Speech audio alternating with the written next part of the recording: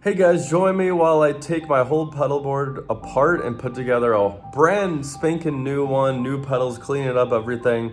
It took about 6 hours all in all, but I condensed it down to a 45-minute clip.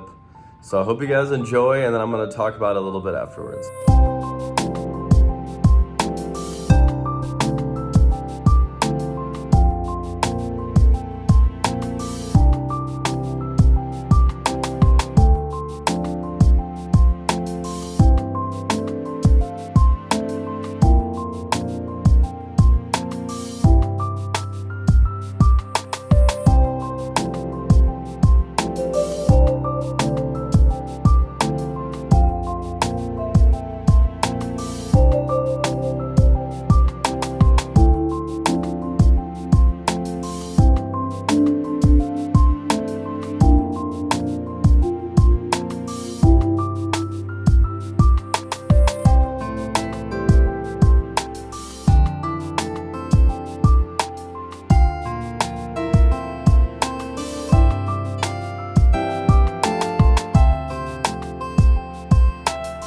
We're gonna talk about my pedal board. Here's how it looks upside down. I run everything through this Dyna-Comp XMR first. It's a compressor. I actually have it off right now because I have a compressor on my mixing board that I use. And I power all these pedals with the Strymon Zuma. It's really great if you have digital pedals. It has 8 inputs for 500 milliamps. So it's really great to daisy chain a ton of pedals off of. As you can see, I only am using 4 slots, but I have tons of pedals on my board because I'm daisy chaining. And if you don't know how to daisy chain, you just add all the milliamps and then just make sure they don't exceed whatever rating. In this case, it was 500 milliamps. And then after the Dyna-Comp, I just go into this nice Strobostomp tuner. It's super accurate. It gets into the range of 1/100th of accuracy. And then I run into the Wah pedal. Then after that, I run into my Line 6 M5 modeler, and really I just use this for a boost to do the beats on my guitar, so it kind of boosts with a nice punch, and then I also use it for bass lines. But think of it as a Swiss Army knife. After that, I run into my Hot Rodded Monkey by J Rocket. It's a overdrive, kind of a Dumble style, and I put these little buttons on it so that way I can access the on and off switch pretty easily with my foot instead of having to like tiptoe my foot in there.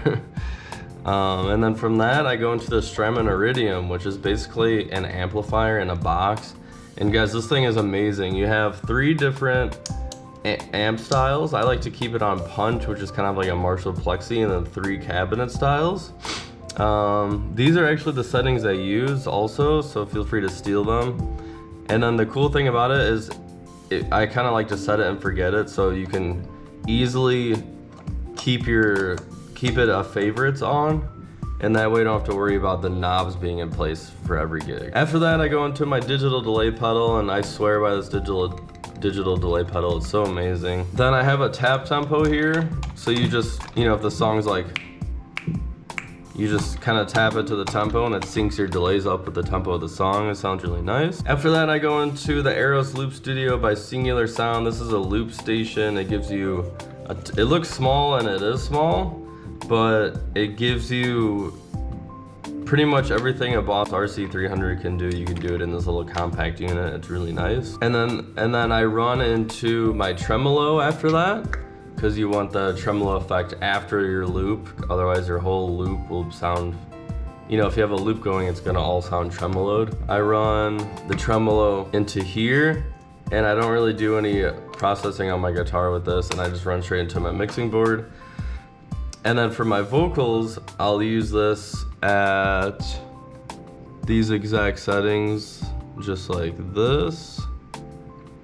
And the cool thing about this is it gives you a bunch of different harmony parts, which is the main reason why I have that. Also, it has an on and off switch for delay on your vocals. So when that first big chorus hits, I like to put on that effect, or that delay effect, just to add more of that bigger sound, kind of a little, production trick. I also power this separately since it's AC power only, and I just plug it into, I know it's on my pedal board, it has its own way of powering itself, so I just plug it into a power adapter and then I plug the whole pedal board into a power adapter.